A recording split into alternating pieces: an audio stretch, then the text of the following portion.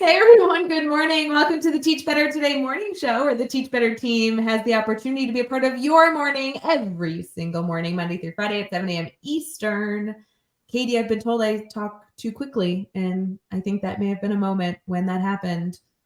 I will try and speak more slowly as we continue into the show. Are you singing now? Is this turning into a song? Wait, does it sound like I'm singing? Should I go pro? Kind of sounds like a song, which I could do without that first thing in the morning. Good morning. Oh, let's get to the Happy, commercial. happy day. Happy day.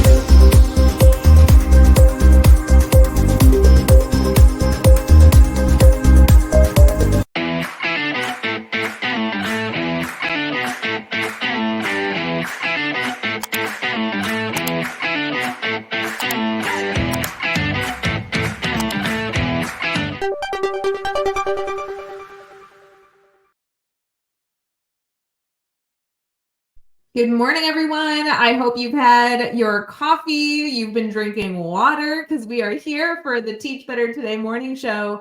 Katie, do you think as educators, we're just programmed to be like boppy and trying to be excited in the morning because we have to do that to like rev up our kids every morning, like our students? No, I Like, don't think every person has it's it. just me. Because I would be in the hallway being obnoxious in the morning. I don't know if you remember. I do. Mm-hmm. Yeah, I think some people naturally they're just like morning people or the energy of others builds them up. But I know some people that it's like first hour happens and then they start to wake up like once the coffee's in, maybe they've had a breakfast or something. I know sometimes it like takes people a little bit and that's okay. You know, you do you and whatever. I would like to complain, starting off our morning, that I bought an off brand of what I have every morning for Yeah, I like like that brand. every single morning. I make a cup of coffee and I eat, but not this one. I eat the Nature Valley Yeah, but I've had one. that one. This one is Millville. Yeah. Yeah, it's the like Aldi. It tastes different. I'm just saying. Mm. This was me trying to save a buck or two. I mean, I don't see a difference in the taste, but Do you eat them every morning? well, honestly, because of how many meetings I sit in with you and you eat them, I've actually started buying them from Sam's Club, which is in bulk. That's what I need. I usually buy 30. It comes with 30 at a time. So you're not, Oh, yeah, it's like a big bulk. But I was like, oh, I should be responsible and shop like at Aldi right. rather than spending thousands of dollars on granola bars. My God. Just groceries, like fruit. So much money. And Oh my God, I yeah. mean, shout out to all the schools in America who feed our children, but like the food over, like when kids are home, it's a lot. Oh yeah, and I have been talking about this a ton if you are following me on Instagram, so I apologize, but I have this app I'm following that has like all these recipes. I know you've even talked about it on the show, but okay, I know, but here's my point. It requires you to eat like fruit, for example, is like one of the major things you have to eat. But the fruit it wants you to eat is like blueberries. It's really hard to keep Oh, blueberries mm. good. Like I have to buy groceries, I feel like constantly versus just like one big order every so often, because trying to keep fresh fruit is challenging. Yeah, I do. I have those boxes that have like they're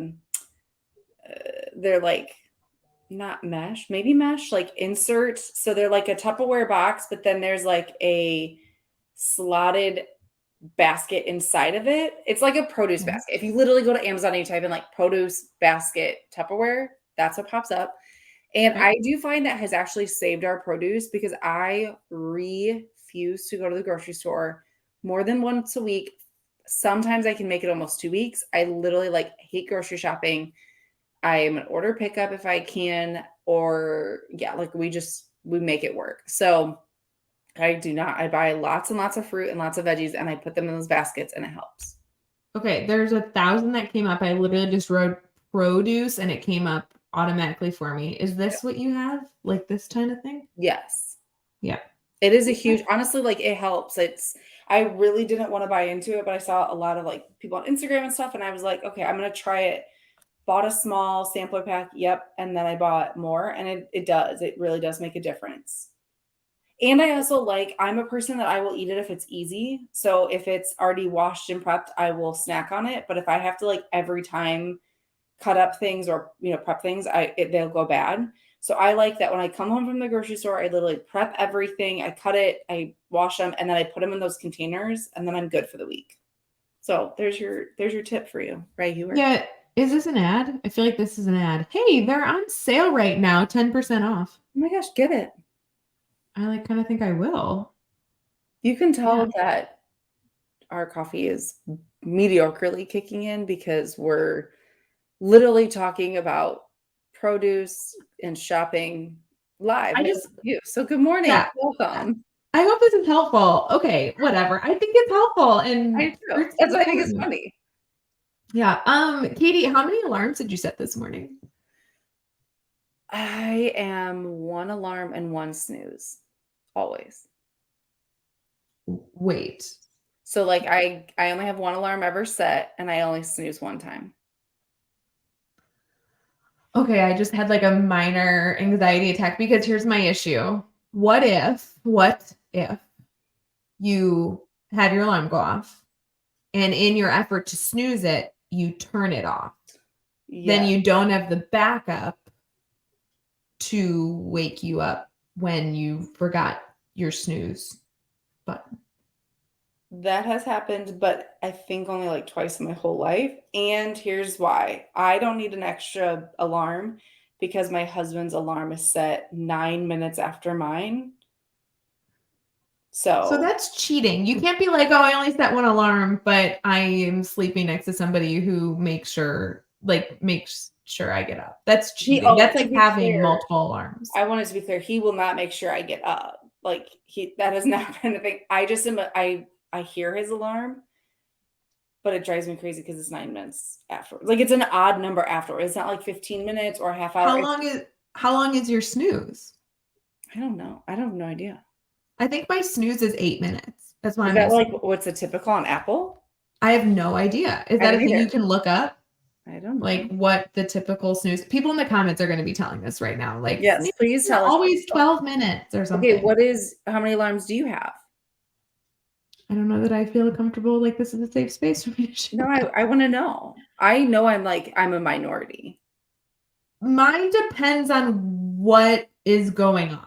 If it's to get up for a live stream, I usually do 3 alarms.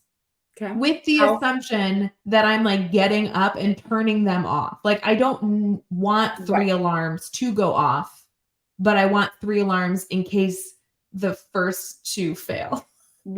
How far apart are they? It's 5 a.m., 5:15, 5:26. So worst case scenario, you lose 26 minutes. If you really hit, you're I'm out. Right. And really I feel it's the difference between how prepared do I want to be for my day. Oh yeah, please tell us we're not crazy and that some mornings you wake up with the best of intentions. I'm going to wake up early. I'm going to shower, wash my hair, do all the things, pack a good healthy lunch, make a good breakfast. And then you're laying in bed and the first, maybe second alarm goes off and you're you know what? I'm going to go through Starbucks drive-through. My hair's going to be in a ponytail and I might just wear my school t-shirt today because that's where I'm at because this bed is way bigger priority than anything I said yesterday. And I'm going to buy either school lunch or order in. 100%. Yes. Yeah. Because sometimes you're just in that thought, which I have learned, this is why I only need one alarm and one snooze, is I have learned the days that I hit snooze multiple times, this morning I was dragging, kids were up multiple times last night, and I feel worse when I am in that in and out of sleep for a few minutes or half hour. I almost am better if even though I'm so tired in the moment, if I sit up and just accept I'm getting up right now, I do feel better. Today I feel so tired and I think it's because I kept hitting snooze 3 or 4 times because I had some wiggle room. here's my complaint that I still need to fix. If anybody can give me like life coaching in the comments, that'd be super helpful. I used to be in bed so much earlier than I am now because I'm in a household where like everyone stays up later. Like even the kids' bedtime is at a time that like I would normally be like sitting in bed trying to like just chill from the day. And like last night we were up till I think 12:15. Like that is not me. Like No, that is not I no, like that's am not. somebody who like if there's not anything going on, like I'm sitting in bed at 8 o'clock and I'll like relax for 30 minutes to an hour. I'll watch TV, like Mhm. answer emails, but I'm like the lights are off. I'm like trying to calm my body and like maybe I'm even sleeping by 10. But like the point is I have like this intentional time to I don't know, like get all the energy out. And yeah, we literally I think put the kids to bed at oh, I can't even admit this on camera. So let's just say late. And then we didn't go to sleep until like 12:15. And even at 12:15, the movie that we were watching was still on and we were like half listening. Like that's and then you have to That's get up late. early. Like that's not sustainable.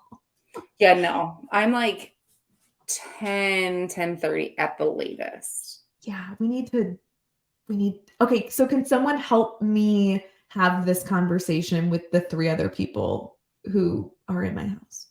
I mean, I think it's funny for you because you guys I used to text Rae if I knew if I texted her after 8:30, it was unlikely she was going to respond. She may, but you almost could guess, like, she wasn't gonna be super pleased about the response, depending on what it was. But then I knew I could text her starting at 6 a.m. because I knew she was up and most likely on her way 4:30. to school. 4:30 AM. Yeah, you could Yeah, text me then, I'd be like, "Oh, I'm picking out my clothes." Like, yes, totally. right. So you do you, but if you are someone that maybe is struggling now that like maybe you're back in routines or whatever, if you're someone who like is figuring out your morning routine, figure out how like maybe do like a week where you like hit the snooze several times. How do those mornings feel versus the ones where you get directly up? Maybe you're someone that knows you don't like working out in the morning, but you feel better. Like I strongly am a big advocate for like really self-reflecting on how your day starts and how it makes the rest of your day feel because sometimes we in the moment react, but it doesn't necessarily set us up for success. So, I like this challenge. I like kind of the audit before you make a mhm. decision. I think that that's typically where I find failure in my own choices is making this like random decision that Yeah, like I haven't done an audit of how that's going to feel long term. But also if you guys could let me know how then you stick to whatever you decide by having that's hard. healthy, appropriate conversations with the people in your life. I would love some coaching in that. Yeah. Anyway, so as I figure out my new bedtime, maybe Mhm. we should get into some conversation this morning because we probably shouldn't be talking about going to sleep since everybody's like getting up for their day. That's We true. hope you're It's we hope you're out of bed, guys. right. And if not, that's okay. Just you're awake. Check one. Step Check one. one, you're Check awake. whatever. Teacher talk. Cool. Let's go. Or team talk. Team talk. She doesn't even know what this segment's about. She's asleep. Oh my God.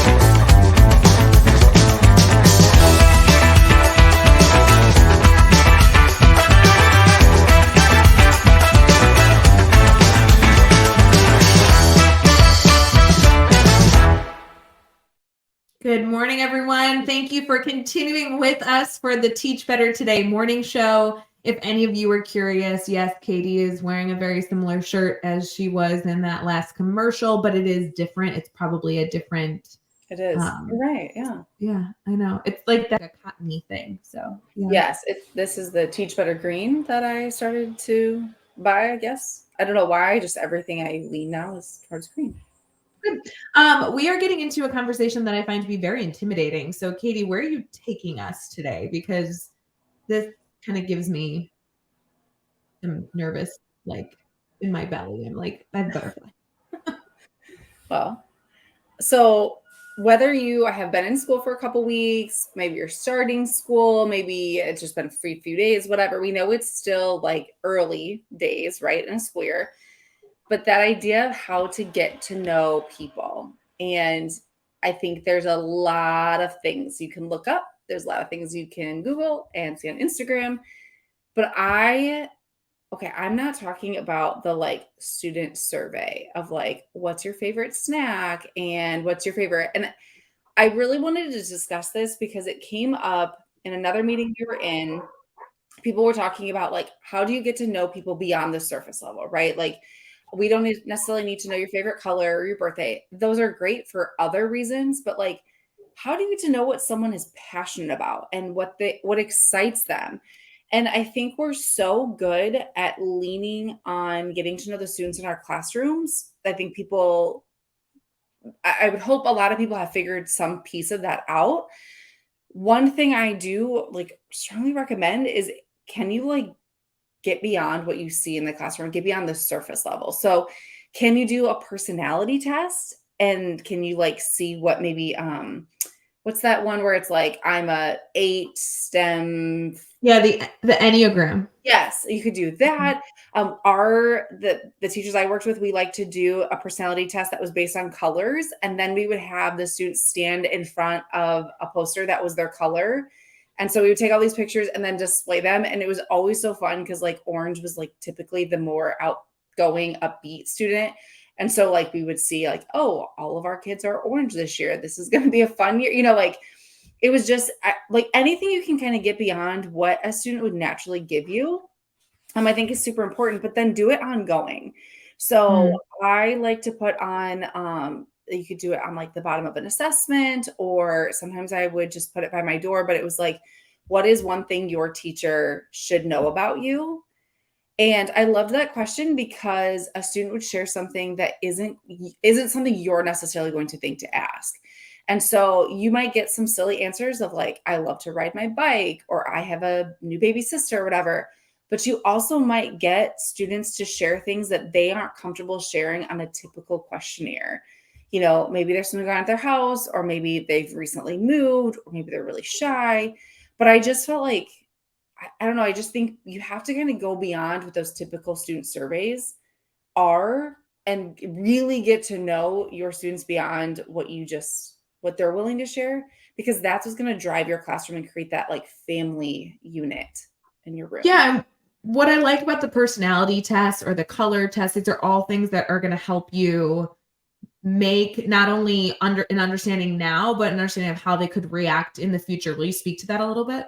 Yeah. So it's not just how are they like them as a person, right? Like, oh, I have a baseball player in my classroom, or I have someone who likes to read, but it's also how are they going to function with the other students in the classroom, or how are they going to react when maybe they're corrected, or are they someone that doesn't take criticism well? Are they someone that prefers words of affirmation?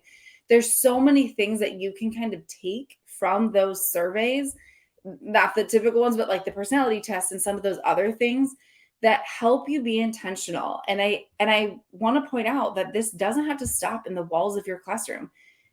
School leaders, have your staff take it. Because don't you remember, this was something we've talked about on a previous show. I don't think it was the Teach Better Today morning show, but on previous shows, we've talked about having leaders do this with their teachers so that you can refuel your teachers as quickly as possible. Like if you know they love words of affirmation, or that a teacher responds really well to like a note in their mailbox, why wouldn't you then use that medium to celebrate them? Or if a teacher really like appreciates gifts, like it takes 2 seconds to leave a Jolly Rancher in their mailbox and like have them know that they're appreciated. And it's such a big value as a leader to know how to be the most efficient and effective in building up your staff.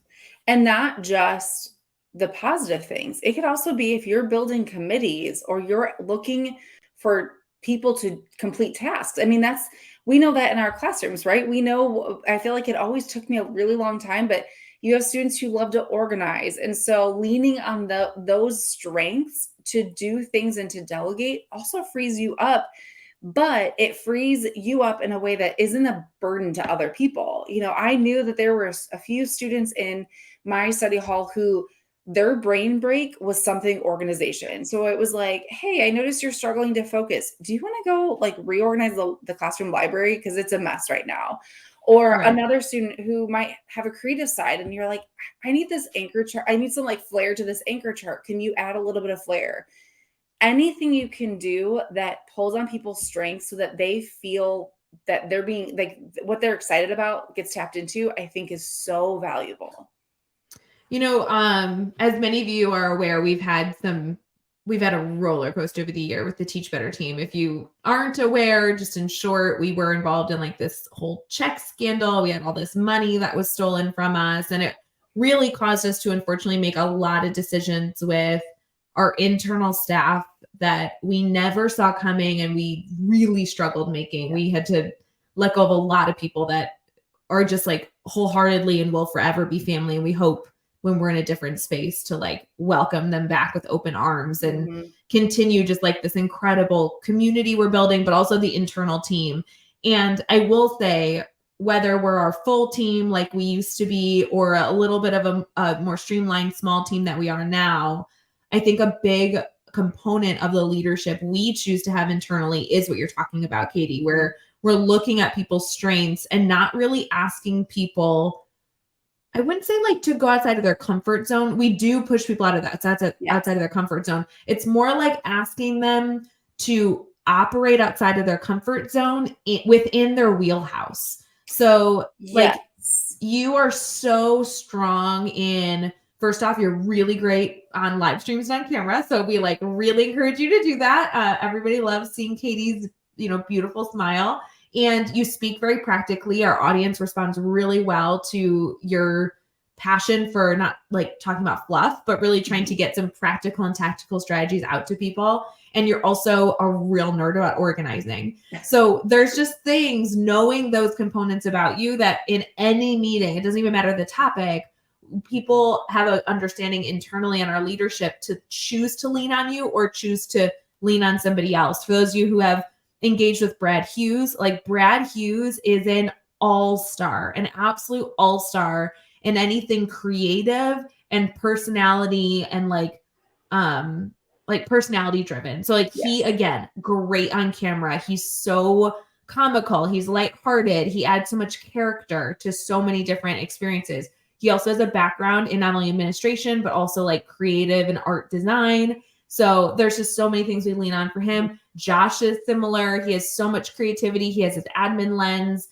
but he also has so much knowledge in coding and video and audio skills. So I just think that it's interesting as we look at different topics, like who you choose to lean on so that they can be pushed out of their comfort zone to do the work, but it's within their wheelhouse of where they already find success. Does that make sense? Yeah, absolutely. I think it's also can go if you work with a team of teachers, if there's a group that you collaborate with, or maybe you have like a third grade team or whatever. Take the time to really get to know who you're working with, because it's going to impact everything you do. Because assigning someone on the team to take notes might be the worst task ever for them. But I would be awful at it. Right. That would be the worst thing to assign. Yes. But knowing that ahead of time, then it's like, okay, like Rae doesn't enjoy taking notes, but maybe Brad, that's his thing. Like he loves it. I feel like Josh is really good at, he's like very good at taking notes and listening. Yeah. Or like you're really great at taking notes, keeping a running, organized agenda, but I feel like I'm good at facilitating conversation and knowing when to move on. So you take notes, let me facilitate. Like, pull on people's strengths so that you actually can function better. But then also when it comes to delegating tasks, I'm a firm believer in find tasks that people actually don't mind doing.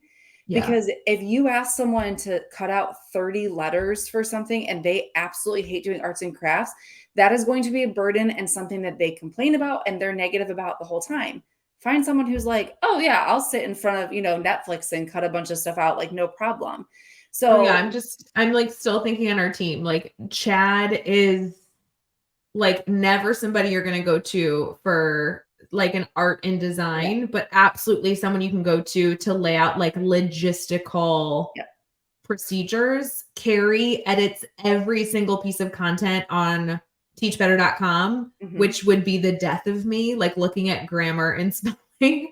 Like literally Amanda's role is to send out those amazing postcards that we love. If you're in our community, on our email list, if you're active in our community, we typically throughout your like involvement ask for your birthday, and we love sending you a birthday card. And Amanda like loves the freedom she has to like doodle and send out these cute little postcards to people. Like that's a skill set.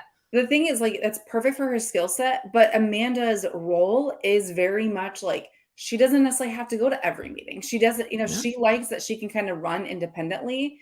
So I guess the big takeaway is whether you're a school leader, a team leader, just a classroom teacher, like it doesn't matter what role you have, find a way to get to know the people that you're working with so that you can mesh better and be more successful on the tasks that need to be done. And just take the extra step to find those personality tests, those color tests, whatever, to get to know people beyond what you see and beyond the surface. So valuable. If any of you are looking for links on those little assessments you can give students or your colleagues, just direct message Katie Wright. We'll find them for you. I always felt like the color test is great for students because it's a little shorter. The Enneagram test is a little longer. I really would recommend that for staff. So different things to look at. We're excited to hear how that goes for you. Thanks for participating in the comments, and we're excited to see you on the next show of Teach Better Today. Don't forget to start your morning with us every single morning at 7 a.m. Eastern. We'll see you next time. Hey, Teach Better community. Thank you so much for joining the Teach Better Today morning show every single weekday at 7 a.m. Eastern. We have so many resources for you outside of this live stream at teachbetter.com, including blogs, podcasts, and professional development that will bring our team to your school. Wherever you are listening from this morning, please make sure you are sharing and celebrating the incredible educators in this world. And hey, if you are listening over on a podcast to Teach Better Talk, we would love a 5-star review. The comments are always so entertaining. We'll see you tomorrow.